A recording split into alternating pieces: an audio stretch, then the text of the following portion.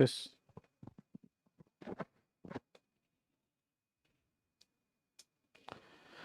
Assalamualaikum warahmatullahi wabarakatuh. Innal hamdalillah nahmaduhu wa nasta'inuhu wa nastaghfiruh wa natubu ilayh wa na'udzu billahi min shururi anfusina wa min sayyiati a'malina. Man yahdihillahu fala mudilla lahu ومن يضلل فلا هادي له أشهد أن لا إله إلا الله وحده لا شريك له وأشهد أن محمدا عبده ورسوله صلوات الله وسلامه عليه نبينا وحبيبنا محمد صلى الله عليه وعلى آله وصحبه وسلم. قال الله تعالى في كتابه الكريم: يا أيها الذين آمنوا اتقوا الله حق تقاته ولا تموتن إلا وأنتم مسلمون أما بعد.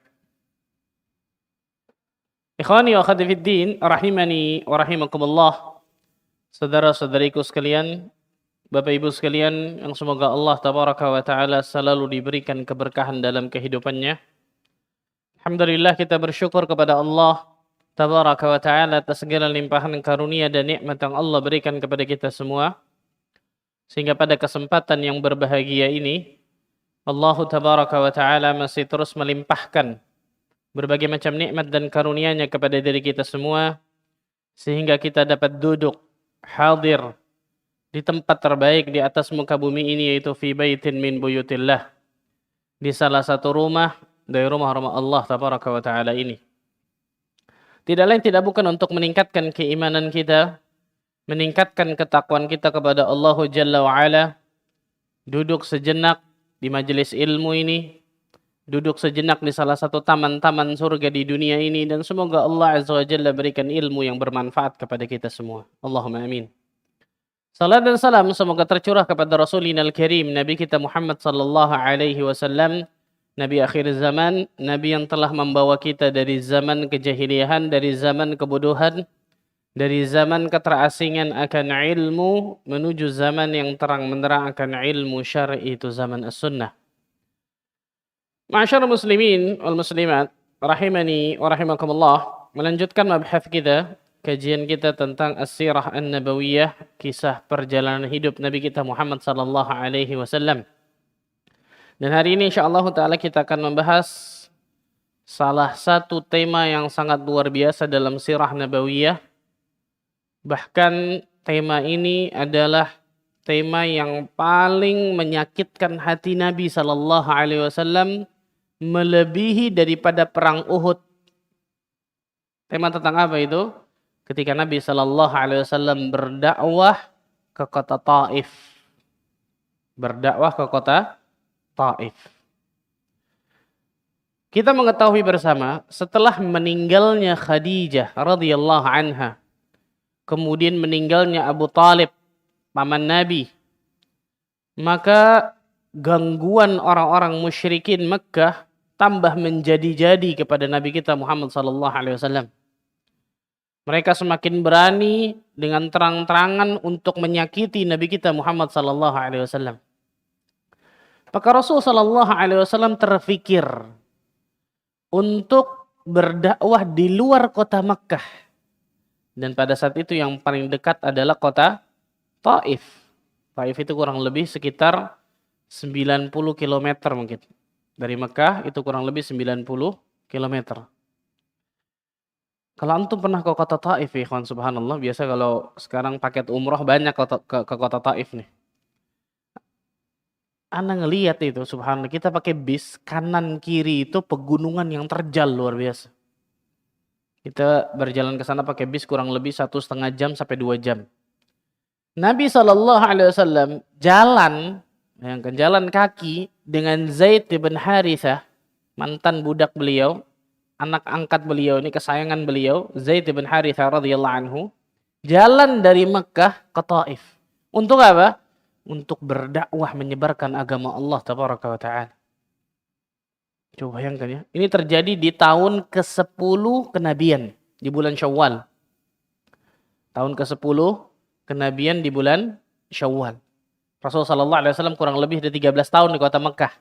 Berarti ini 10 kenabian akhir-akhir 3 tahun sebelum Nabi SAW hijrah ke kota Madinah. Kalau antum lihat kanan kiri itu gunung batu terjal luar biasa. Terjal luar biasa. Tapi Rasul SAW bersemangat untuk menyebarkan agama Allah Azza wa Jalla ke penduduk Taif. Dan kita tahu bersama kota Taif nggak asing bagi Nabi SAW. Kenapa nggak asing? Kenapa kota Taif tidak asing bagi Nabi SAW? Hah? Lah, bukan. Kenapa kota Taif tidak asing bagi diri Nabi SAW? Khadijah di Mekah. Nabi SAW ketika kecil disusui oleh siapa salah satunya? Halimah As-Sa'diyah. Di mana itu? Di Taif. Di perkampungan Bani Sa'ad. Di perkampungan ini sampai sekarang masih ada di kota Taif itu perkampungannya. Nah itu di kota Taif. Jadi Nabi SAW pernah ketika kecil di kota Taif beberapa tahun.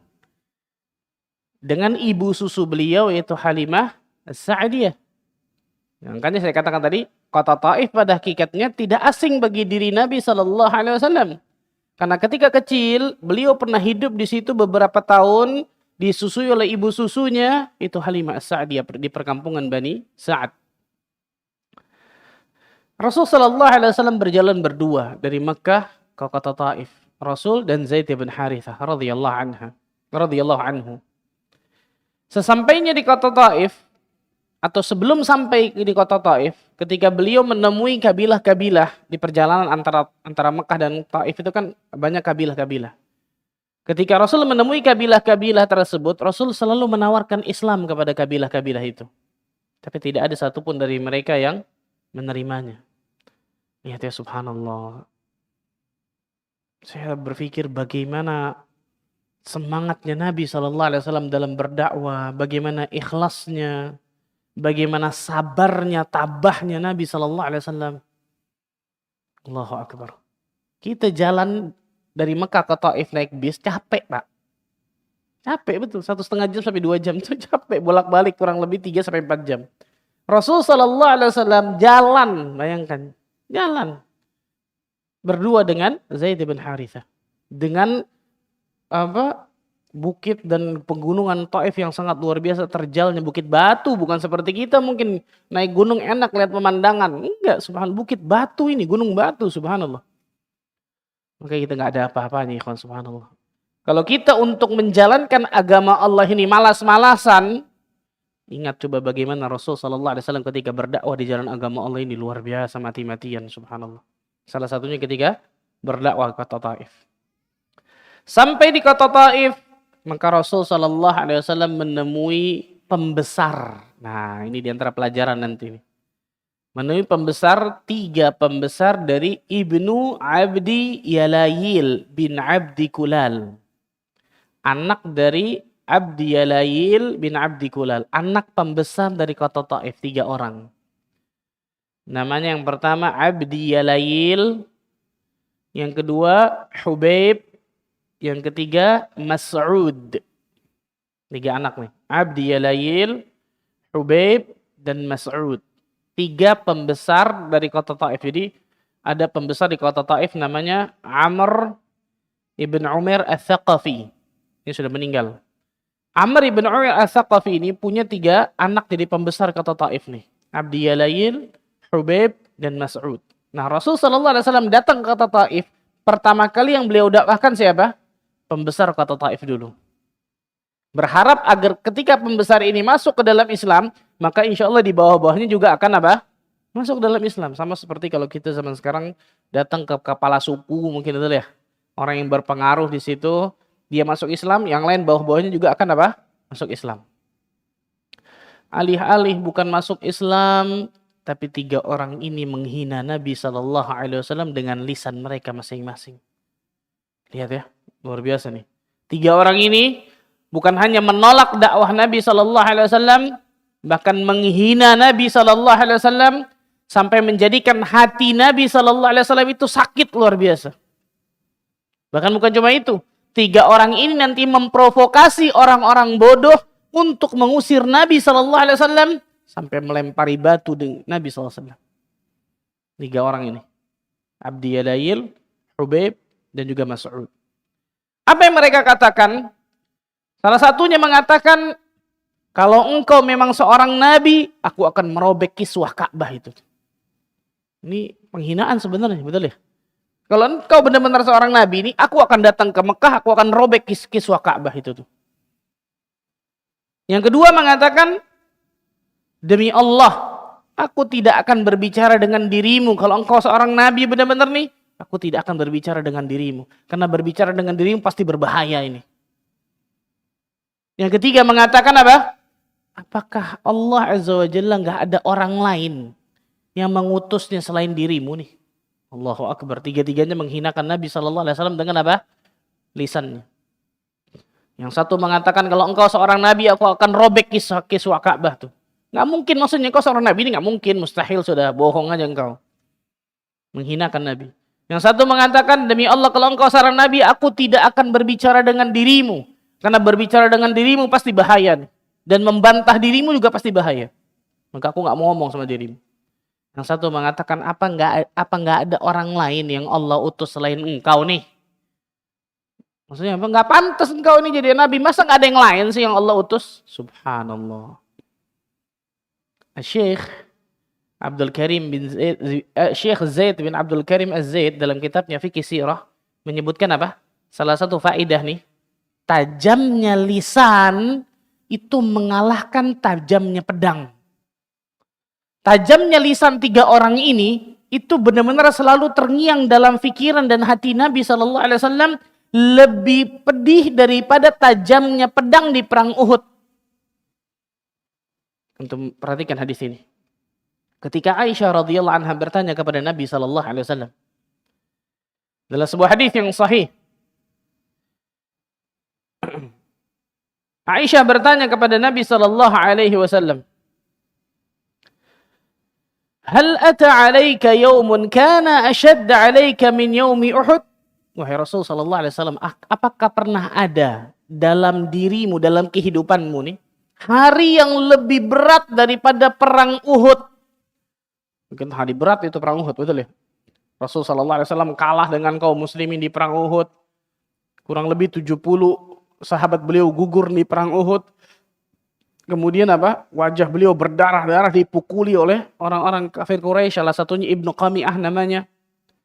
Gigi beliau patah, gelang-gelang besi beliau menancap di pipi beliau, tersudut luar biasa. Wah, hari yang luar biasa mencekam, hari yang luar biasa menyakitkan bagi Nabi. Aisyah nanya, wahai Rasul sallallahu alaihi wasallam, apakah pernah ada lewat di hari-harimu hari yang lebih menyakitkan, lebih menyedihkan daripada perang Uhud? Kata Rasulullah, iya ada.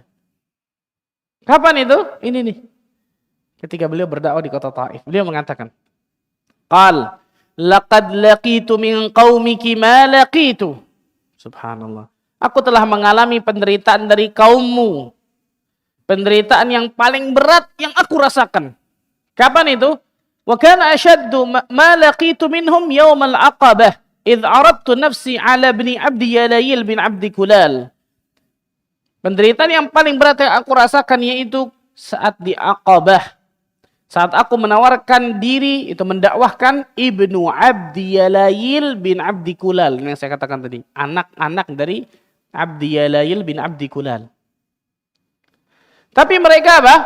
Menolak dakwahku. Subhanallah. Falam yujibni. Mereka menolak dakwahku. Bukan hanya menolak.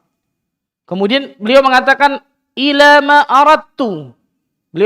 Mereka menolak dakwahku apa yang aku inginkan kepada mereka. Fantalaqtu wa ana mahmum.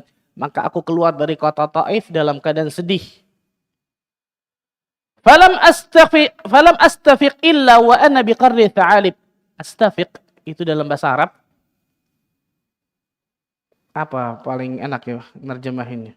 Rasul sallallahu alaihi wasallam keluar dari kota Taif dalam keadaan astafiq. Beliau enggak sadar sampai di satu tempat namanya Qarnus Tha'alib. Nggak sadar, ini bukan pingsan ya. Apa kalau bahasa kita ya? Linglung mungkin ya. Di Rasulullah SAW keluar dari kota Taif, jalan nggak tahu kemana. Paham tuh? Itu astafiq tuh.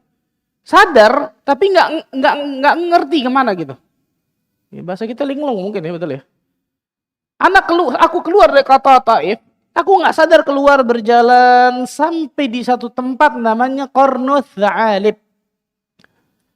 Ketika di Qarnus Tha'alib tersebut, beliau mengatakan farafa'tu ra'si fa idza ana bisahabin qad adhallatni fa nadhartu fa hiya fiha Jibril.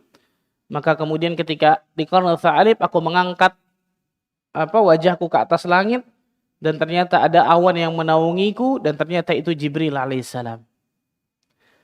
Kemudian fanadani, Jibril memanggilku, qal innallaha qad sami'a qawla qaumika lak wa ma raddu 'alaika. Sesungguhnya Allah Azza wa Jalla telah mendengar apa yang kaummu lakukan kepadamu wahai Muhammad dan apa yang diperlakukan kaummu kepadamu wahai Muhammad. Allah Azza wa Jalla telah dengar. Wa qad ba'atha ilaika malakal jibal. Dan sungguh Allah Azza wa Jalla telah mengirim kepadamu malaikat penjaga gunung. Ulama khilaf di sini. Ada yang mengatakan malaikat penjaga gunung di kota Taif, ada yang mengatakan malaikat penjaga gunung di kota Mekah. Allah Azza wa Jalla telah mengirimkan kepadamu ini malaikat penjaga gunung nih. Lita'murahu bima syi'ta fihim. Yang engkau bisa memerintahkan kepadanya apa yang engkau inginkan. Subhanallah. Fadanadi malakul jibal. Maka malaikat penjaga gunung tadi memberikan salam kepadaku, menyambutku. Kemudian mengatakan, ya Muhammad, in syi'ta an atbiqa alaihimul akhsyabain. Kalau engkau ingin wahai Muhammad, aku akan timpakan. Bayangkan subhanallah. Kalau engkau ingin wahai Muhammad, aku akan menimpakan al-akhsyabain, dua gunung tersebut. Ini yang saya katakan tadi, ulama khilaf. Ada yang mengatakan dua gunung ini, dua gunung kota Taif ditimpakan. Ada yang mengatakan dua gunung di kota Mekah. Karena sebagian ulama mengatakan yang menjadikan Nabi ke kota Taif itu orang-orang mana? Orang-orang Mekah. Jadi ada khilaf ulama begitu. Jawabannya apa ya, kawan? Hah? Antum dakwah nih ditolak mentah-mentah, dihinakan, dicaci maki, dilempari batu, diusir luar biasa. Tiba-tiba antum ditawarin. Nah, kalau engkau inginkan aku akan timpakan dua gunung itu. Apa kira-kira ngomongin kita? Bukan dari tadi kayak betul ya. Tapi inilah Rasul sallallahu alaihi wasallam. Rasul sallallahu alaihi wasallam mengatakan apa? Bal arju an yakhrujallahu min aslabihim man ya'budullaha wahdah la yusyriku bihi syai'a. Bahkan aku menginginkan, aku berharap keluar dari tulang sulbi mereka ini nih, keturunan yang menyembah kepada Allah Azza wa Jalla semata, menjauhkan kesyirikan. Allahu Akbar. Dalam riwayat lain Rasul menyebutkan apa? Allahumma ghfir li qaumi fa innahum la ya'lamun. Ya Allah, ampunilah kaumku ini ya Allah, karena mereka enggak tahu, mereka bodoh. Allahu Akbar. Ini bedanya Nabi sama kita, beda kelas ya, ikhwan. Rasul sallallahu alaihi wasallam di situ yang pertama memaafkan, betul ya? Memaafkan, mendoakan, bukan maafin doang loh, doakan kebaikan, memberikan uzur, menampakkan rahmat kasih sayangnya kepada orang itu. Ini dakwah nih ikhwan. Ini harusnya dakwah seperti ini. Ketika antum mendakwakan orang, masukkan dalam hati kita apa? Orang yang saya dakwakan ini karena saya sayang kepadanya. Jadi dakwah ini bukan menang-menangan ikhwan, tapi dakwah ini mimbabir rahmah, bab kasih sayang, itu dakwah ikhwan. Kita memberitahu orang, mendakwakan orang karena kita sayang kepada orang tersebut. Kita berharap orang tersebut mendapatkan apa yang kita rasakan dari dakwah ini, kan gitu. Kalau orang itu menolak, apa yang kita lakukan? Marah, kesel? Enggak, kesian harusnya. Betul ya? Lihat Rasul nih. Memaafkan, mendoakan, bayangkan. Memberikan uzur, menampakkan kasih sayang, rahmat kepada orang tersebut. Ini dikatakan Ibnu Qayyim nih, 4 hal. Dalam kitabnya Bada'iul Fawaid. Rasul memaafkan mereka, mendoakan kebaikan kepada mereka agar Allah ampuni dosa-dosanya, betul ya? Karena mereka enggak tahu, memberikan uzur kepada mereka, dan Rasul menampakkan rasa cinta kasih sayang kepada mereka. Nah, kalau kita mengatakan saya termasuk ahlus sunnah, orang-orang yang mencintai sunnah Nabi SAW, coba satu sunnah ini nih, perhatikan nih. Berapa banyak kita disakiti orang, wah dendamnya sampai mati nggak hilang-hilang. Ini salah ini. Nggak mungkin ujian kita itu melebihi para Nabi dan Rasul, tuh nggak mungkin banget. Betul ya? Karena ujian yang paling berat di atas muka bumi ini siapa? Para Nabi dan Rasul, terutama Nabi kita Muhammad SAW. Tapi lihat apa yang beliau lakukan nih. Memaafkan, mendoakan agar Allah ampuni dosa-dosa mereka, memberikan uzur kepada mereka, menampakkan rahmat kasih sayang kepada mereka. 4. Ini pertanyaan besar yang wajib kita tanyakan kepada diri kita. Bisakah kita melakukan 4 hal ini kalau ternyata di realita kehidupan kita sesuatu penolakan luar biasa bagi diri kita. Dan ini bukan hanya masalah dakwah apapun itu. Terkhusus masalah dakwah. Allahumma ighfir li qaumi fa innahum la ya'lamun. Allahu akbar, itu kata-kata luar biasa, ikhwan. Ya Allah, ampunilah kaumku ya Allah karena mereka enggak tahu, mereka bodoh. Allahu akbar. Ketika mereka bertiga itu menolak dari ajakan Nabi SAW, dakwah Nabi SAW untuk masuk ke dalam Islam, maka Rasul mengatakan kepada mereka, "Thayyib, kalau kalian menolak, maka tolong sembunyikan." Maksudnya sembunyikan apa? Bisa jadi kalian menolak, ternyata anak-anak dari kabilah kalian menerima dakwah. Kalau kalian menolak sudah nggak apa-apa, tapi sembunyikan tolong. Jangan sebarkan ke bawahnya, maksudnya gitu. Ternyata yang dilakukan oleh 3 orang ini sebaliknya. Bukan hanya menyembunyikan, bukan hanya menyebarkan, tapi juga memprovokasi orang-orang. Disebutkan dalam riwayat, Rasulullah SAW tinggal di kota Taif selama 10 hari kurang lebih. Dan pada saat itu, di hari terakhirnya, Rasulullah SAW kemudian diusir karena diprovokasi orang-orang bodoh oleh 3 orang ini. Dilempari batu, Zaid bin Harithah menjadi tameng di badan Nabi SAW. Sehingga Zaid bin Harithah terkena juga dari batu-batu tersebut di kepala beliau, di punggung beliau. Rasul kaki beliau berdarah-darah karena dilempari batu oleh penduduk kota Taif. Sampailah kemudian di Qarnul Tha'alib tadi itu. Nah, subhanallahil-azim. Ikhwatal iman, rahimani wa rahimakumullah. Ada sebuah riwayat. Yang riwayat ini diperselisihkan oleh para ulama. Ada sebagian ulama mensahihkannya, ada sebagian ulama mendhaifkannya. Jadi ketika Rasul sallallahu alaihi wasallam diusir dari kota Taif, ada sebagian riwayat mengatakan Rasul sallallahu alaihi wasallam bersandar di sebuah pohon kemudian berdoa di pohon itu. Kalau antum pernah ke Taif, ada namanya Masjid Qu'. Masjid apa? Al-Qu'. Itu sebagian riwayat mengatakan Masjid Qu' itu tuh dulunya adalah pohon yang Nabi SAW bersandar di situ kemudian berdoa dengan doa yang panjang ini. Apa doa Nabi SAW? Allahumma innaka ashku dha'fa quwwati wa qilla hilati wa hawani 'alan nas ya arhamar rahimin.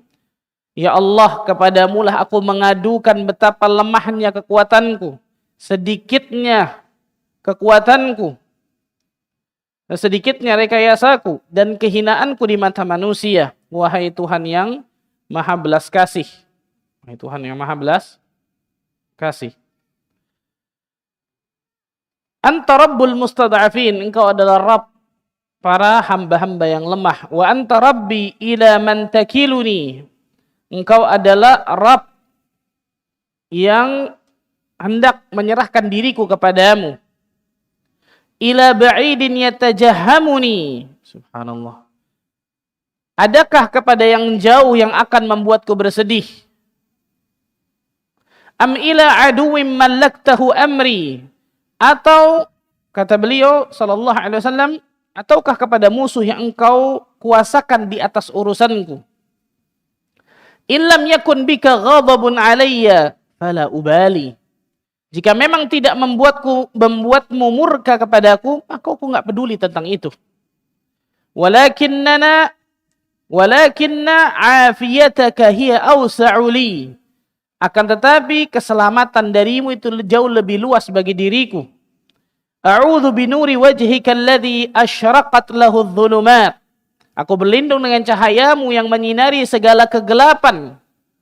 Yang menyinari segala kegelapan. Wa saluha alaihi amrud dunya wal akhirah min an tanzila bi ghadabuka aw tahulla alaika sakhatuk. Atau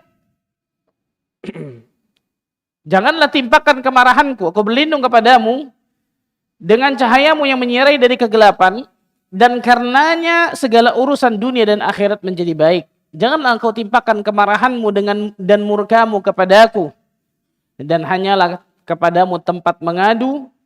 Lakal utba hatta tarda, hanya kepadamu tempat mengadu sampai engkau ridha. La haula wala quwwata illa bik, dan tidak ada daya dan upaya kecuali hanya kepada dirimu. Ini sebagian riwayat diseriwayatkan ini dari Imam Al-Haythami dalam Majma' Zawaid. At-Tabrani juga menyebutkan. Jadi ada sebagian yang mensahihkan dari doa ini, ada sebagian yang kemudian mendhaifkan. Tapi ulama sirah banyak memasukkan doa ini ke dalam buku-buku surah mereka.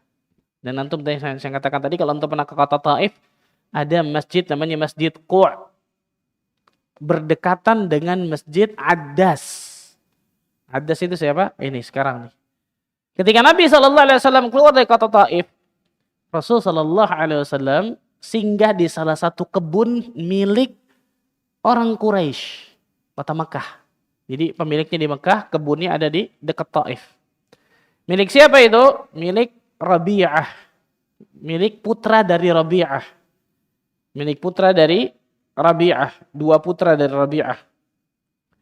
Ketika di kebun tersebut, Rasul SAW bertemu dengan satu orang namanya Addas. Nah, ini yang saya katakan tadi, kalau antum lewat satu jalan tadi di kota Taif, Masjid Addas tapi nggak kelihatan dari jalan, ada di dalam. Setelah itu Masjid Al-Qu'. Masjid Addas ini pertemuan Nabi SAW di kebun ini dengan Addas ini nih. Kebunnya aslinya milik putra dari Rabi'ah. Rabi'ah ini orang Mekah, orang Quraisy. Di dalamnya ada yang namanya Addas. Addas ini seseorang dari Nainawa. Saya mau tanya, Nainawa itu di mana? Bukan di mana. Nainawa itu kotanya Nabi siapa? Nabi siapa? Nainawa. Kotanya Nabi siapa? Yunus ibn Matta, betul. Nah, Rasulullah SAW ketika di kebun itu ketemu satu orang ini dari Nainawa. Betul dari jauh, luar biasa tuh.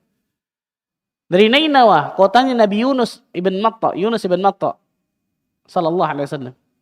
Sampai di situ Rasulullah SAW kemudian dihidangkanlah anggur oleh Addas tadi. Dua putra Rabi'ah ngelihat nih kejadian tadi. Nabi kemudian di kebun itu sedang duduk bersandar di satu pohon. Addas datang, suruh ngasih anggur kepada Nabi. Ketika ngasih anggur, Nabi SAW memetik anggur tersebut, kemudian ketika memakannya mengatakan Bismillah. Mengatakan apa? Bismillah. Mendengar kata-kata Bismillah, Addas kaget. Engkau ini siapa? Karena Addas ini ternyata dari kota Nainawa, tahu dengan dakwahnya Nabi Yunus ibn Matta alaihi salam, subhanallah. Ketika Rasul mengucapkan Bismillah, engkau ini siapa nih, kata Addas ini. Kok engkau nggak mungkin engkau bisa mengucapkan kata-kata ini kecuali engkau tahu tentang kata-kata ini nih. Karena orang Quraisy nggak mungkin mengucapkan Bismillah, mustahil, betul ya. Mereka nggak akui uluhiyah dari Allah Azza wa Jalla. Mereka akui rububiyah Allah, tapi mereka tidak akui uluhiyah Allah, sehingga mereka berbuat kesyirikan dengan patung-patung atau sesembahan-sesembahan mereka yang lain. Maka kemudian ketika Rasul SAW ditanya, Addas kemudian mengatakan, engkau dari negeri mana? Engkau bisa mengatakan ini dari mana, subhanallah. Sesungguhnya ucapan seperti ini tidak biasa diucapkan oleh penduduk di sekitar negeri ini. Yang betul, Quraisy, subhanallah. Maka Rasul bertanya, dari mana engkau dan apa agamamu? Aku dari Nainawa dan agamaku Nasrani. Rasul menyebutkan Nainawa, Masya Allah. Kota Yunus ibn Matta. Rasul tahu sama-sama Nabi. Betul ya? Kota Yunus ibn Matta. Kaget Addas. Dari mana engkau tahu Yunus ibn Matta? Dia adalah Nabi sebagaimana aku adalah Nabi, kata Rasul SAW. Sebagaimana aku adalah nabi. Apa yang terjadi? Allah takdirkan, singkat cerita, Addas masuk ke dalam Islam. Singkat cerita ya, Addas masuk ke dalam Islam. Dua putra Rabi'ah tadi. Dua putra Rabi'ah tadi melihat kejadian tadi, betul ya? Apa kata dua putra tadi? Lihat, pembantu kita sudah teracuni oleh Muhammad. Lihat. Pembantu kita, budak itu sudah teracuni oleh Muhammad tadi. Masuk Islam maksudnya Addas. Allah takdirkan, subhanallah. Nah ini lihat ya, subhanallah. Allah Azza wa Jalla takdirkan ketika 3 orang pembesar tadi menolak, penduduk Taif menolak, Allah Azza wa Jalla takdirkan 1 orang ini tanpa didakwahkan oleh Nabi sallallahu alaihi wasallam seperti effort yang orang Taif masuk ke dalam Islam. Ini apa? Allah ingin memberikan hadiah kepada Nabi sallallahu alaihi wasallam. Wahai Muhammad sallallahu alaihi wasallam, tugasmu hanya menyampaikan, yang berikan hidayah taufik Allah. Rasul tanpa effort yang besar untuk apa? Mendakwakan Addas ini, betul ya? Allah takdirkan sama-sama sama-sama Nabi, sama-sama umat Nabi, maksudnya yang ini umatnya Nabi Yunus dari Nainawa, tahu tentang bismillah tadi, masuk Islam. Allahu Akbar. Nah ini kata para ulama, ini penting nih. Terkadang Allah Azza wa Jalla uji seseorang, terutama seorang da'i, ketika dia berdakwah ditolak oleh manusia, ditolak. Tapi ada waktu-waktu ketika Allah Azza wa Jalla berikan kenikmatan ketika seorang da'i tersebut tanpa effort yang besar, orang-orang menerima dakwahnya. Bayangkan 10 tahun di kota Mekah hanya segelitir orang masuk ke dalam Islam. Ke kota Taif dihinakan seperti itu. Tiba-tiba 1 orang masuk Islam tanpa effort besar. Bukan cuma itu. Setelah itu Rasul SAW berjalan mau ke kota Mekah. Satu cerita yang sangat luar biasa. Bangsa jin melihat dan mendengar Nabi SAW sedang sholat malam. Ada yang mengatakan sholat malam, ada yang mengatakan sholat subuh. Yang menjadikan bangsa jin tersebut adalah masuk ke dalam Islam. Ya, setelah Addas masuk Islam, bangsa jin masuk Islam. Allah takdirkan ya. Dan ini kata para ulama, ini hiburan yang Allah Azza wa Jalla berikan kepada siapa? Nabi kita Muhammad SAW. Kalau mereka tidak mau beriman kepadamu ya Muhammad, nggak apa-apa sudah. Allah Azza wa Jalla akan berikan hidayah kepada orang-orang yang Allah kehendaki. Bahkan bukan cuma orang, jin Allah berikan hidayah. Tanpa effort besar. Rasul sedang sholat, jin tersebut mendengar bacaan Al-Quran yang dibaca Nabi SAW, masuk dalam Islam. Sebagian riwayat menyebutkan,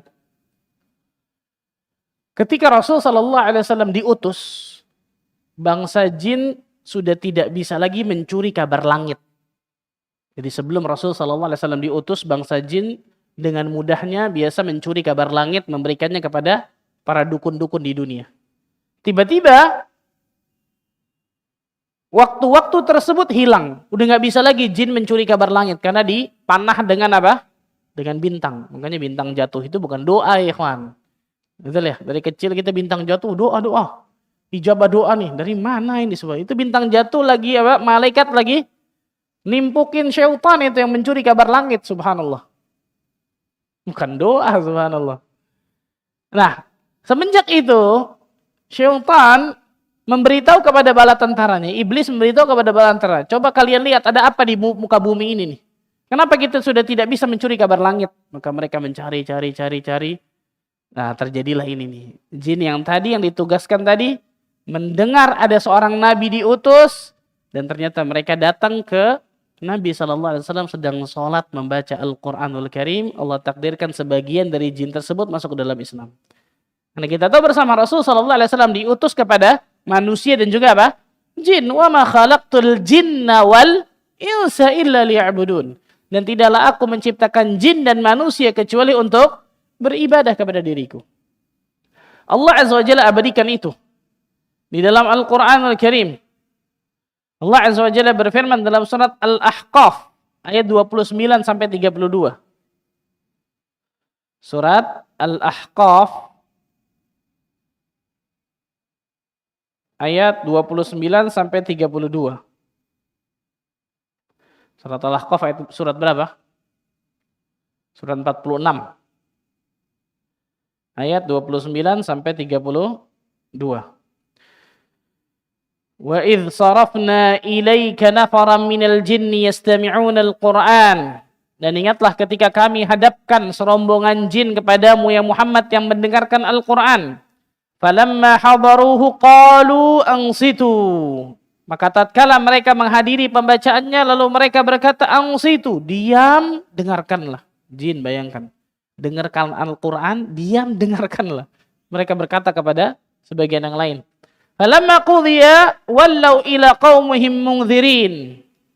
Maka ketika telah selesai, mereka kembali kepada kaumnya untuk memberikan peringatan. Masuk Islam. Mereka mendengarkan Al-Quran. Lihat ya, jin satu kali dengar Al-Quran, Allah kasih hidayah masuk Islam, bahkan bisa memberikan peringatan kepada kaumnya. Allahu Akbar. Qalu ya qaumana, inna sami'na kitaban unzila min ba'di Musa musaddiqan lima baina yadayhi. Yahdi ilal haqqi wa ila tariqim mustaqim. Wahai, mereka berkata nih, wahai kaum kami, sungguh kami telah mendengarkan Al-Quran, kitab yang diturunkan setelah Musa, membenarkan kitab-kitab yang datang sebelumnya, membimbing kepada kebenaran dan kepada jalan yang lurus. Ya qaumana ajibu da'i Allah wa aminu bihi. Subhanallah, wahai kaum kami, terimalah seruan orang ini nih, itu Nabi kita Muhammad SAW.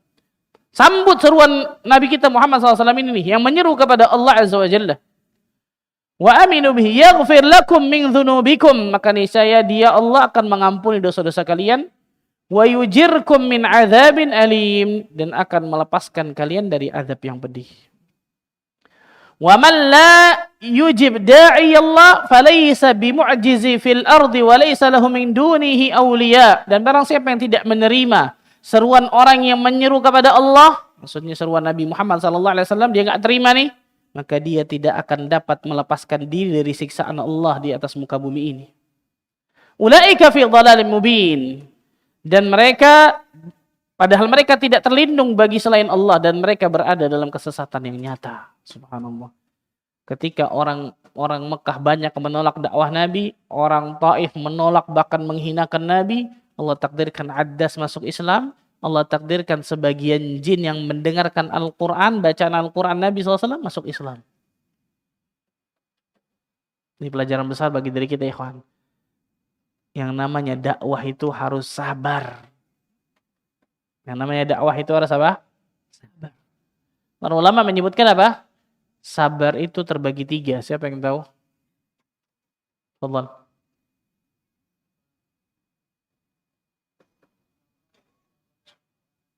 Sabar dalam ketaatan kepada Allah. Yang kedua, sabar dalam meninggalkan maksiat dan sesuatu yang haram. Yang ketiga, sabar dalam takdir Allah yang tidak kita sukai. Ketika orang berdakwah di jalan Allah, taat bukan? Taat kepada Allah, betul ya? Maka dia harus sabar dalam ketaatan.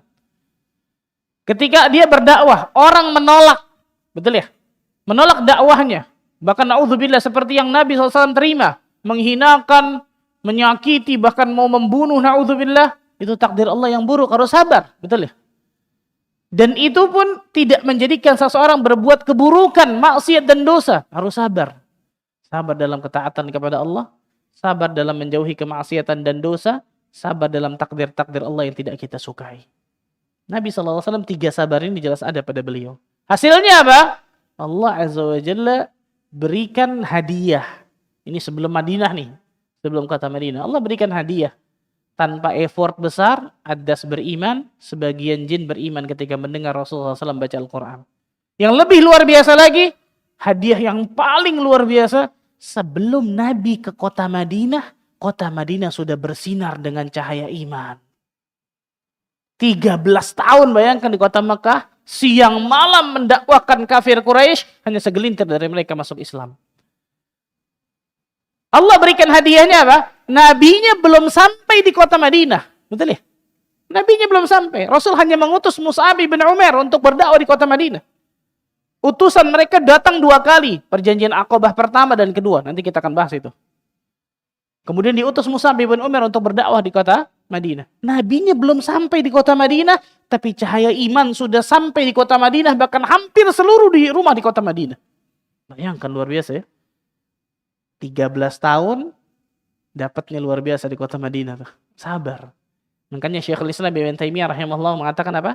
Bisabri wal yaqini tunalu imamatu fid din. Dengan sabar dan keyakinan seseorang akan mendapatkan kepemimpinan dalam agama ini nih. Kepemimpinan dalam agama, sabar dan keyakinan. Dan itu dilakukan oleh Nabi SAW, betul ya? Sabar luar biasa berdakwah, yakin Allah Azza wa Jalla pasti akan tegakkan agamanya. Karena kalau agama Allah ini kita yang jaga, ikhwan, hancur pasti. Tapi agama Allah ini yang jaga siapa? Allah tabaraka wa ta'ala. Agama mana diserang dari kanan, kiri, depan, belakang, atas, bawah kecuali Islam? Ada nggak coba? Diserang inilah, diserang itulah, difitnah ini. Kalau bukan Allah yang jaga, habis hancur itu. Nah, betul ya? Tapi Allah Azza wa Jalla yang jaga agama ini sampai hari kiamat pasti akan ada agama ini. Allahu Akbar. Sabar dan keyakinan. Ketika orang berdakwah di jalan Allah itu penting luar biasa. Ya. Maka disebutkan terakhir ketika Nabi SAW ingin masuk ke kota Mekah, beliau meminta suaka, perlindungan. Karena beliau sudah keluar dari kota Mekah, betul ya? Sudah keluar dari kota Mekah supaya berdakwah di kota Taif, supaya beliau berharap agar diterima. Ternyata ditolak. Ketika ingin masuk ke kota Mekah, orang Mekah sudah tahu nih bahwa beliau sudah keluar, sudah bahasa kita mungkin kabur, betul ya? Ketika ingin masuk ke kota Mekah harus ada suaka nih, harus ada perlindungan. Maka beliau meminta kepada Al-Akhnas bin Syuraiq untuk meminta perlindungan, meminta suaka. Ternyata Al-Akhnas bin Syuraiq meminta maaf, gak bisa memberikan. Kemudian beliau meminta kepada Suhail ibn Amr. Suhail ibn Amr. Yang nanti akan buat perjanjian ketika perjanjian Hudaybiyah nih, Suhail ibn Amr. Ia pun meminta maaf kepada Nabi SAW, gak bisa memberikan suaka.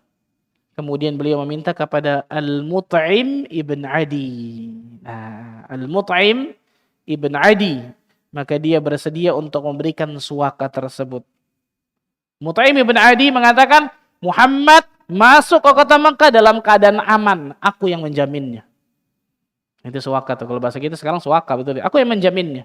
Maka tidak ada yang kemudian mengganggu Nabi SAW ketika masuk ke kota Mekah sehingga beliau bisa masuk ke kota Mekah. Karena Zaid bin Harithah mengatakan, ya Rasulullah, engkau sudah keluar dari kota Mekah, bagaimana engkau masuk lagi? Orang-orang Quraisy tidak akan pernah mengizinkan itu. Nah, makanya Rasul minta ini. Minta suaka kepada ini. Al-Mut'im ibn Adi ini meninggal sebelum terjadinya perang Badar. Kita tahu pada sama perang Badar itu kan Rasul dapat tawanan, betul ya? Rasul menyebutkan dalam Sahih Muslim, kalau seandainya Al-Mut'im ibn Adi minta kepada diriku agar tawanan ini dibebaskan semua, aku akan lakukan itu semua. Kenapa? Karena kebaikannya kepada diriku ketika aku masuk dari kota Taif ke kota Mekah. Ini apa maksudnya? Kebaikan harus dibalas juga dengan apa? Kebaikan. Perhatikan baik-baik. Bahkan Islam mengajarkan kita keburukan harus dibalas dengan apa? Keburukan juga. Kebaikan. Idfa' billati hiya ahsan, kata Allah. Balaslah keburukan itu dengan cara yang ahsan. Dengan cara yang paling baik. Bukan cuma baik loh. Ahsan, paling baik. Rasulullah SAW ingat jasa Al-Mut'im ibn Adi nih. Ketika beliau dari kota Taif gak bisa masuk kota Mekah, yang memberikan perlindungan suaka Al-Mut'im ibn Adi. Maka beliau menyebutkan kalau seandainya Mut'im ibn Adi masih hidup, kemudian meminta kepada diriku agar tawanan perang Badar ini dibebaskan semua, aku akan lakukan itu semuanya. Demi membalas kebaikan yang dilakukan oleh Al-Mut'im ibn Adi kepada diriku, kata Nabi SAW. Subhanallah. Dari sini ikhwan, ada banyak sekali pelajaran yang bisa kita ambil dari kisah kota Taif ini. Dakwah Nabi SAW di kota Taif. Apa saja pelajaran tersebut? Yang pertama,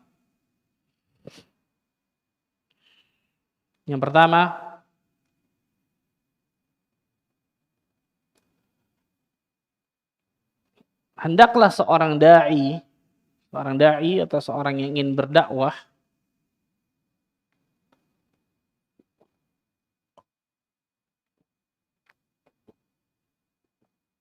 di satu wilayah, hendaklah seorang da'i ketika ingin berdakwah di satu wilayah, satu tempat,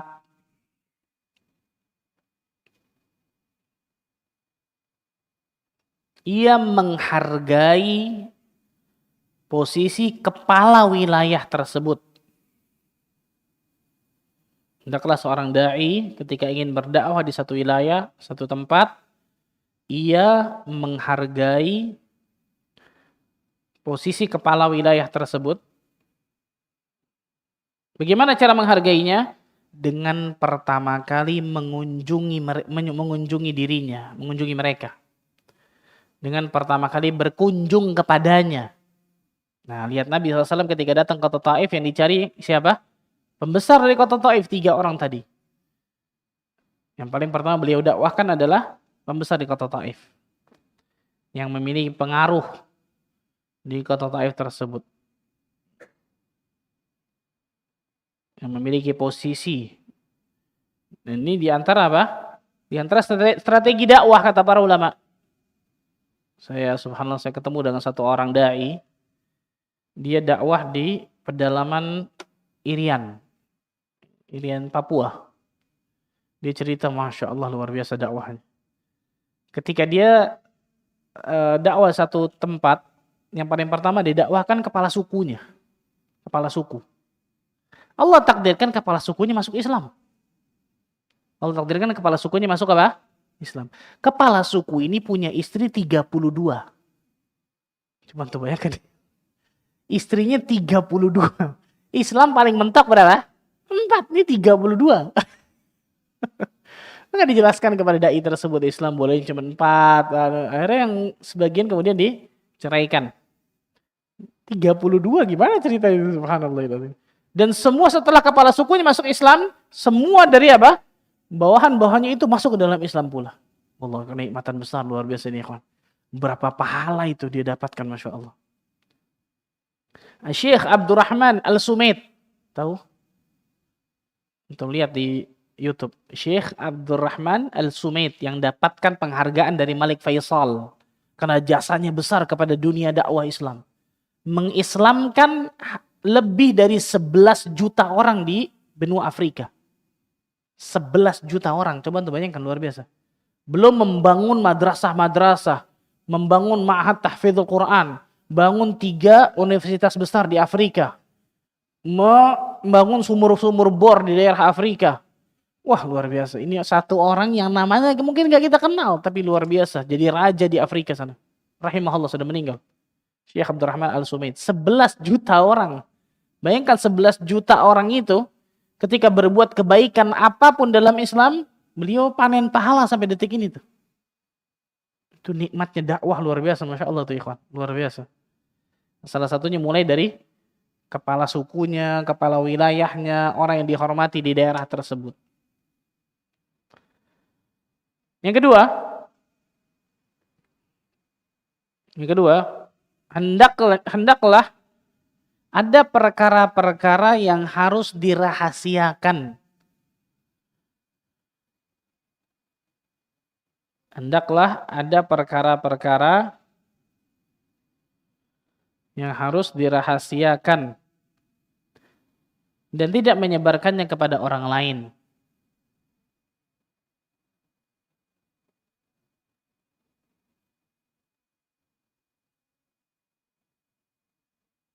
Dari mana ini? Ketika 3 orang pembesar tadi menolak dakwah Nabi SAW, Rasul SAW meminta 3 orang tadi untuk merahasiakan kedatangan beliau. Betul ya? Untuk merahasiakan kedatangan beliau. Ini sifat yang bijaksana, kata para ulama. Karena bisa jadi kemudian ketika Rasul SAW berdakwah kepada bawahannya, ternyata rakyatnya menerima. Walaupun mungkin atasannya tidak menerimanya. Makanya Rasul menyebutkan apa? Ista'inu ala qada'il hawaiji bil kitman fa inna kulla dhi ni'matin mahsud. Minta pertolonganlah kepada Allah dengan merahasiakan hajat-hajatmu. Nah, ista'inu ala qada'il hawaiji bil kitman. Bantulah agar bisa terrealisasi dari hajat-hajatmu itu dengan menyembunyikan hajatmu itu. Menyembunyikan apa yang kau inginkan itu. Kenapa? Fa inna kulla dhi ni'matin mahsud. Karena orang yang dapatkan nikmat dari Allah, biasanya ada aja orang yang hasad. Nah, makanya jangan nih ikhwan, nyebarkan kemesraan suami istri di media sosial. Mau ngapain? Apa faedahnya coba? Yang ada orang hasad, kena ain, hancur rumah tangganya berantakan. Yang lebih parah lagi apa? Orang hasad akhirnya disihir dengan orang lain. Dan itu terjadi di Saudi Arabia. Terjadi di banyak tempat bahkan, subhanallah. Gak usah sebarkan kita dapat nikmat satu dunia tahu. Mau ngapain? Mau ngapain, subhanallah. Ini penting nih, subhanallah. Minta pertolonganlah untuk mencapai keinginan-keinginan kita itu dengan merahasiakannya. Maka Rasul menyebutkan ketika tiga orang ini tidak mau menerima dakwah Nabi, tayyib, kalau gitu rahasiakan kedatanganku. Maksudnya supaya Nabi SAW bisa berdakwah kepada rakyatnya. Dan ternyata tiga orang tadi malah memprovokasi orang-orang bodoh untuk mengusir Nabi SAW. Na'udzubillah min dzalik. Dan ini menjadi pelajaran bagi diri kita bahwa tidak semua yang kita dengar itu semuanya kita sampaikan. Paham ya? Kita dengar ternyata kalau kita sampaikan nih orang berantem sama dia nih. Mau ngapain kita sampaikan? Jadi namam akhirnya, jadi qatat, jadi pengadu domba kita. Tidak semua yang kita dengar kemudian kita sampaikan kepada orang. Tapi kan ini baik Ustaz. Tadi dulu. Baik-baik ternyata itu menjadikan madarat lebih besar, bahaya di situ. Ini sikap bijaksana ini penting, subhanallah. Yang ketiga.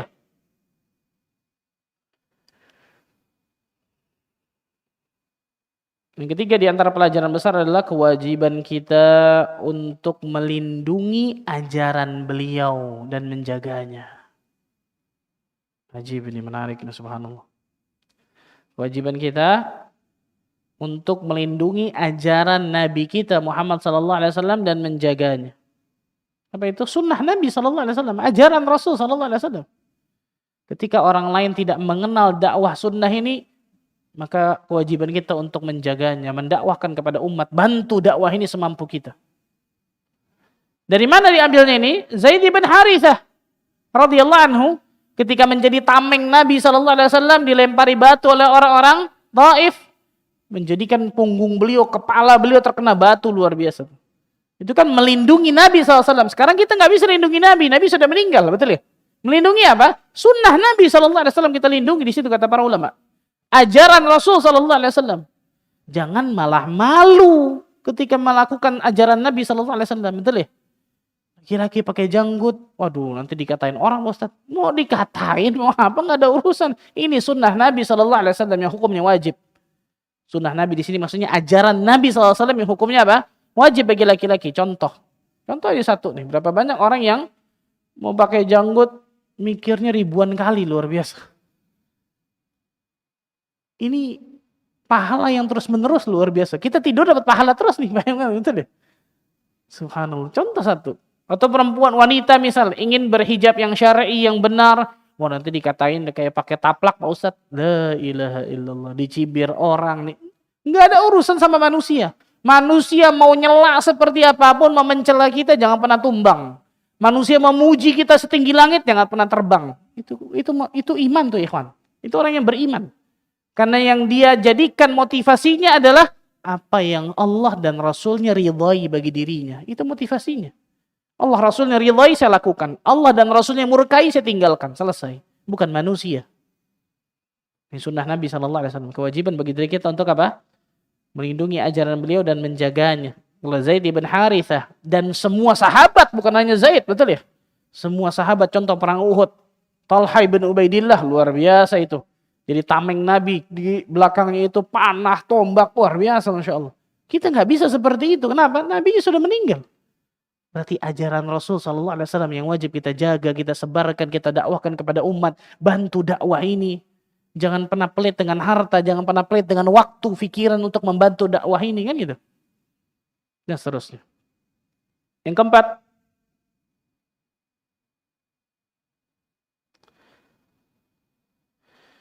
dianjurkan untuk mengangkat tangan ketika berdoa. Ini banyak banget pelajaran Masya Allah nih ikhwan dari sini. Dianjurkan untuk mengangkat tangan ketika berdoa. Tadi sebagian riwayat mengatakan ketika Rasul Sallallahu Alaihi Wasallam diusir, kemudian beliau berdoa dengan doa yang panjang, Rasulullah SAW mengangkat tangannya kepada Allah. Dan ini nyambung yang kelima. Yang kelima, kewajiban bagi setiap muslim dan muslimah menjadikan Allah sebagai sandaran dalam hidupnya. Nah, ini penting nih, kawan. Kewajiban bagi setiap muslim dan muslimah menjadikan Allah Rabbul Alamin sebagai sandaran, tempat dia bergantung. Allahus Samad. Lihat ketika Rasul SAW diusir, Rasul doa. Doa kepada Allah Azza wa Jalla. Coba lihat diri kita masing-masing. Ketika Allah berikan ujian, cobaan, musibah. Yang terbetik dalam pikiran kita, Allah atau fulan bisa bantu saya. Betul ya?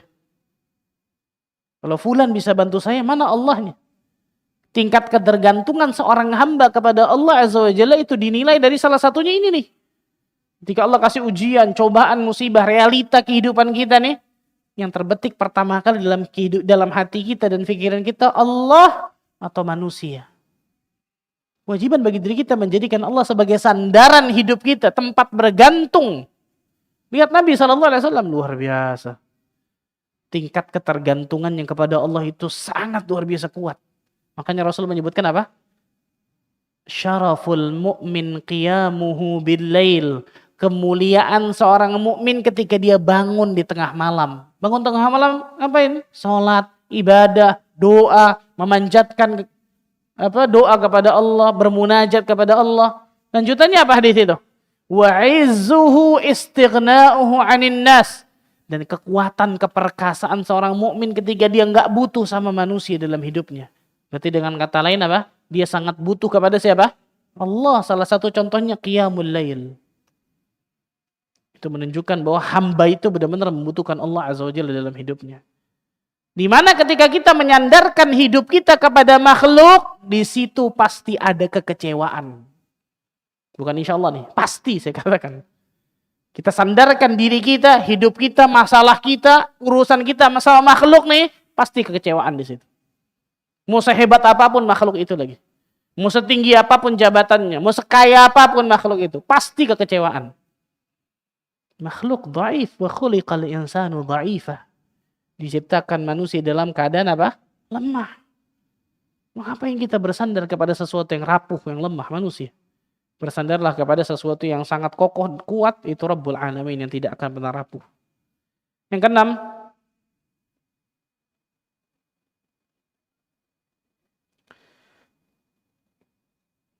keenam, di antara faedah pelajaran dari kisah Nabi SAW ke Taif ini,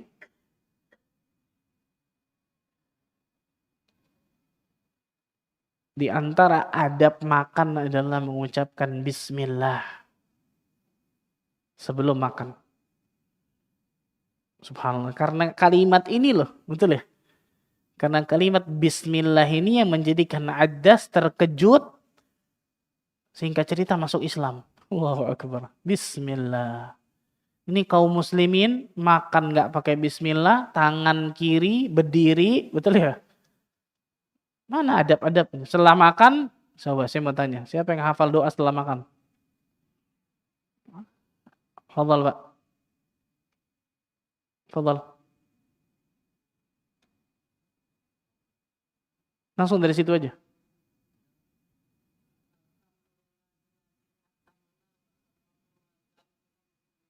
Alhamdulillahilladzi at'amana wa saqana wa ja'alana minal muslimin. Ada sebagian riwayat mengatakan seperti itu, tapi ada riwayat yang tersebut banyak yang mendhaifkan, tapi enggak apa-apa.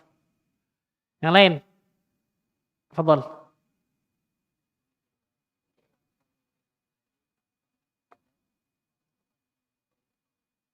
Barakallahu fikum. Ketika Nabi SAW menyebutkan barang siapa yang setelah makan baca doa ini nih, Alhamdulillahilladzi at'amani hadza wa razaqanihi min ghairi haulin minni wala quwwah. Allah Azza wa Jalla akan ampuni dosa-dosanya. Setelah saya selesai makan dapat diampuni dosa-dosanya. Bayangkan subhanallah. Ada juga alhamdulillahi hamdan katsiran thayyiban mubarakan fi ghairi makfin wala muwadda wala mustagha anhu rabbana. Ada beberapa. Hafal enggak ini? Jadi makannya doang subhanallah bismillah, makan terus subhanallah, doa selesai enggak baca-baca. Barakallahu fiik, Pak. Jazakallahu khair. Di antara adab ketika seseorang makan adalah membaca bismillah, kemudian dalam keadaan duduk, tangan kanan, selesainya kemudian membaca doa setelah makan. Selanjutnya pula kata para ulama bahwa gunung itu ada penjaganya. Siapa penjaga gunung? Mbah. Hah? Malaikat. Nggak ada mbah, nggak ada ikhwan. Malaikat itu penjaga gunung Taif itu malaikat. Dan kata para ulama setiap gunung itu ada penjaganya dari malaikat. Bukan mbah yang jaga. Malaikat yang jaga, subhanallah.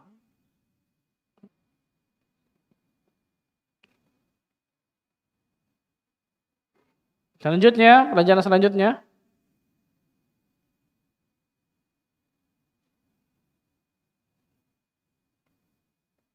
Pentingnya Al-Quran dalam menghidupkan hati manusia.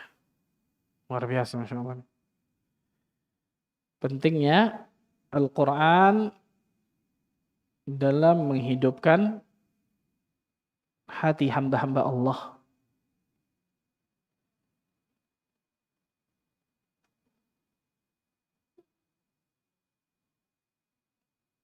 Allah Azza wa Jalla takdirkan ketika sebagian jin yang mendengar bacaan Al-Quran Nabi SAW di malam hari ketika Rasulullah SAW qiyamul lail, sebagian riwayat mengatakan salat subuh, masuk ke dalam Islam. Bayangkan, subhanallah. Maka sangat aib besar, saya katakan ikhwan, ketika kaum muslimin tidak bisa baca Al-Quran. Sangat aib besar ini, subhanallah. Dia akan terhalangi dari banyaknya kebaikan yang harusnya dia bisa dapatkan dari Al-Quran itu. Bayangkan. Kalau kita konversikan waktu main gadget kita, kemudian kita ganti dengan baca Al-Quran, kayaknya bisa sampai 5 juz satu hari kita baca Quran. Ya. Betul? Ini gak kayak ngaku deh, jangan pakai ngaku, insya Allah. Betul ya? Kita konversikan waktu main gadget kita, ngelihat status orang, ngelihat explore, ngelihat IG, ngelihat apa. Kemudian dikonversikan waktu itu, baca Quran 5 juz kayak dapat tuh, Masya Allah tuh. Bayangkan, subhanallah. Tapi baca Quran baru 1 halaman, lama kayaknya berat, subhanallah. Nguapnya bisa sampai 10 kali, subhanallah. Al-Quran, ikhwan, iqra'ul Quran, fa innahu ya'ti yaumil qiyamati syafi'an li ashabihi.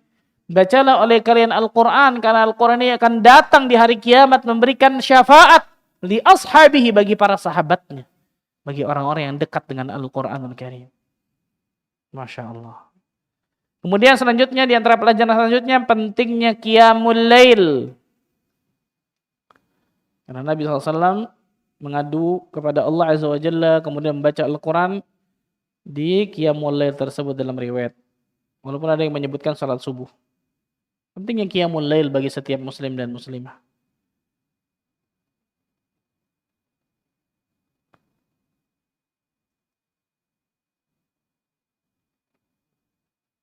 Dan terakhir mungkin Allah alam bisawab. Yang terakhir, pentingnya membalas jasa orang lain dengan kebaikan pula kepadanya. Pentingnya membalas jasa orang lain dengan kebaikan pula. Rasulullah SAW masih ingat tuh tentang kebaikan Al-Mut'im ibn Adi.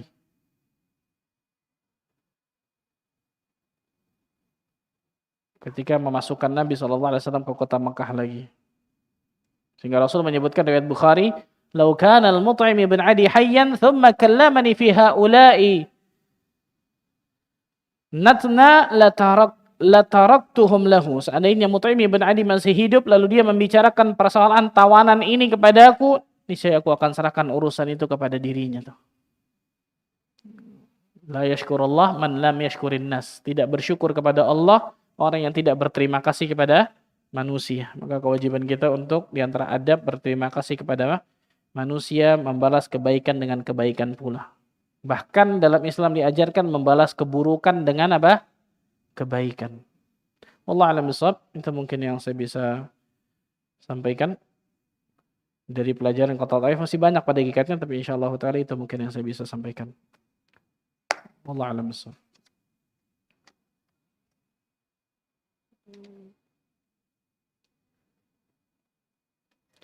Bismillah, izin bertanya, Ad-Das adalah pengikut Nasrani, namun berada di kota Nainawa. Apakah dahulu Nabi Isa juga disyariatkan untuk berdakwah ke banyak kota atau hanya di sebagian kaum saja? Semua nabi dan rasul diperintahkan oleh Allah Azza wa Jalla untuk berdakwah kepada kaumnya kecuali Nabi kita Muhammad sallallahu alaihi wasallam.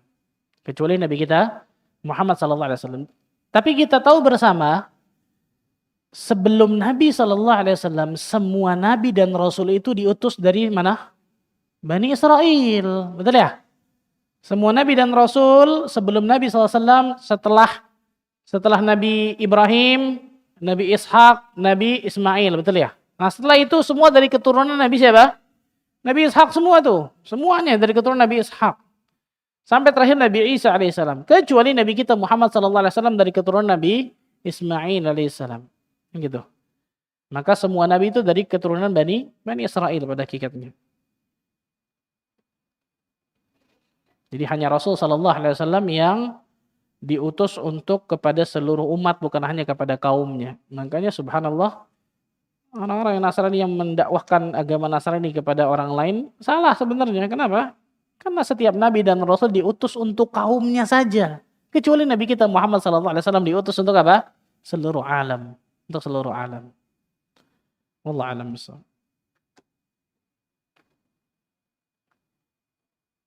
Ada yang tanya?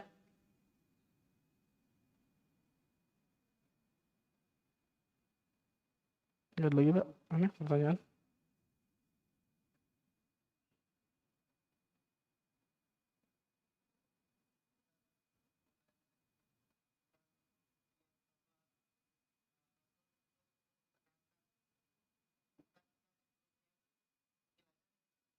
Iya. Al-Quranul Karim diutus oleh Allah Tabaraka wa Ta'ala atau diturunkan oleh Allah Azza wa Jalla kepada Nabi kita Muhammad sallallahu alaihi wasallam. Salah satu tujuannya membenarkan musaddiqan lima baina yadayhi, membenarkan yang telah apa? Yang telah lalu. Maksudnya membenarkan apa? Membenarkan ajaran-ajaran dari kitab-kitab yang terdahulu yang itu masih bagus dan kemudian diteruskan oleh Al-Quran. Contoh, masalah diat. Tahu diat? Orang ketika bunuh orang kan harus bayar diat kalau dimaafkan oleh keluarganya, 100 ekor unta bunting, betul ya? Itu dari mana? Salah satunya dari apa? Syariat umat terdahulu, namanya asyara' man qablana. Syariat umat-umat terdahulu yang diteruskan di ajaran Islam ini. Yang diteruskan di ajaran apa? Islam ini. Jadi ada syariat-syariat terdahulu yang dihapus dalam Islam. Ada syariat-syariat umat terdahulu yang diteruskan dalam ajaran Islam. Ada syariat-syariat umat terdahulu yang nggak diketahui. Ada syariat-syariat umat terdahulu yang tidak diketahui pula diteruskan atau tidak, kan gitu. Nah, Al-Quranul Karim, salah satu tujuannya yang pertama untuk menyempurnakan kitab-kitab sebelumnya. Karena kitab-kitab sebelumnya nggak ada kata-kata al-yauma akmaltu lakum dinakum wa atmamtu alaikum ni'mati wa raditu lakum al-islam madin. Nggak ada tuh. Hari ini telah aku sempurnakan agamaku untuk kalian. Nggak ada. Kitab-kitab sebelumnya, ajaran agama sebelumnya itu nggak ada, belum disempurnakan oleh Allah. Makanya ketika datang kitab selanjutnya itu memperbaharui kitab sebelumnya. Melanjutkan kitab sebelumnya. Ada juga yang dirubah, kan gitu. Al-Qur'anul Karim salah satu ketika datang itu tujuannya untuk diantaranya menyempurnakan kitab-kitab yang sebelumnya. Bisa juga yang lainnya juga apa? Menghapus syariat-syariat sebelumnya. Ada yang dihapus, kan gitu. Bisa juga apa? Meneruskan. Nah, jadi bisa meneruskan, ada yang kemudian menghapus, ada yang kemudian apa? Menyempurnakan dari ajaran-ajaran sebelumnya. Jadi tidak semua kitab-kitab yang terdahulu, ajaran-ajaran terdahulu berarti semuanya sudah hilang. Ada namanya di ilmu ushul fikih namanya syara' man qablana. Syariat sebelum kita. Itu syariat sebelum Nabi Muhammad SAW. Contoh, orang Quraisy terbiasa ketika ingin menyebarkan berita yang sangat penting, satu budak naik ke bukit Sofa atau bukit Abi Qubaish, kemudian melemparkan pasir di wajahnya, membuka bajunya, mengatakan, "Ya sabahah." Pagi yang genting, berarti pagi itu ada genting. Rasul sallallahu alaihi wasallam sebagiannya diambil oleh Rasul, tapi diupdate. Apa itu? Rasul naik ke Bukit Sofa ketika berdakwah pertama kali ya. Berdakwah pertama kali secara terang-terangan. Rasul naik ke Bukit Sofa, tapi dihilangkan beberapanya. Yang dihilangkan mana? Rasul nggak buka baju. Rasul kemudian nggak menabur pasir di wajahnya. Rasul juga tidak menyebutkan sesuatu yang bisa itu kepada Tuhan mereka, enggak. Tapi Rasul tetap panggil, wahai orang-orang Quraisy, kan itu. Ya sabahah, pagi yang genting. Ya, Rasul meneruskan kebiasaan orang-orang Quraisy tapi menggantinya yang memang harus diganti. Bisa dipahami? Nah, itu sama seperti itu. Al-Qur'anul Karim ada yang menyempurnakan ajaran-ajaran sebelumnya, kitab-kitab sebelumnya, ada yang dihapus oleh Al-Qur'anul Karim, dinasakh. Ada juga yang diteruskan dari Al-Qur'anul Karim tersebut. Ini pelajaran nasikh mansukh panjang luar biasa masalah tersebut. Wallahu a'lam bishawab. Baik, itu mungkin yang saya bisa sampaikan ya. Semoga Allah tabaraka wa taala jadikan dari kita termasuk golongan hamba-hamba Allah yang selalu Allah berikan hidayah taufik untuk meniti siratal mustaqim sampai nantinya Allah azza wa jalla wafatkan diri kita semua dalam keadaan husnul khatimah. Sebagaimana Allah azza wa jalla kumpulkan kita di masjid ini, semoga Allah bisa kumpulkan kita juga nanti di surga firdaus tanpa hisab dan tanpa azab. Allahumma amin rabbal alamin. Subhanakallah bihamdika asyhadu an la ilaha illa anta astaghfiruka wa atubu ilaik. Wassalamualaikum warahmatullahi wabarakatuh.